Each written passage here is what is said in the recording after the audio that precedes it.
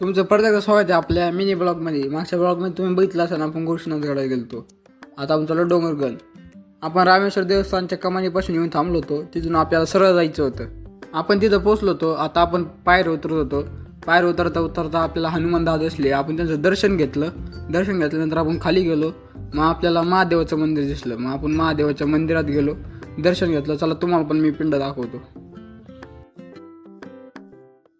आपलं दर्शन तर झालं होतं. मग आपण बाहेर आलो. मग आपल्याला माकड दिसलं. ते का ते निवांतमध्ये कणीच खात होता. त्यानंतर आपण गेलो.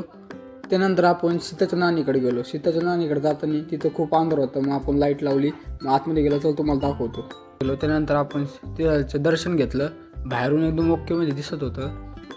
आपण दर्शन घेतलं. तिथं पाया वगैरे पडलो.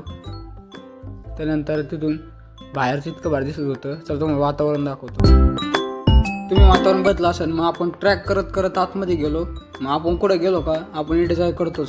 हे बघा माझ्या एडीचा आहे. मी काय ते सूरपारंभी खेळत बसलेलो दिवसातून. सूरपारंभी खेळलो. ते झाल्यानंतर आपण गेलो महादेवाच्या मंदिरात दर्शन घ्यायला. दर्शन झालं आपलं. आपण तिथे खाली दर्शन घेतलं. त्यानंतर आपण इथं गुफेसारखं होतं तिथं गेलो.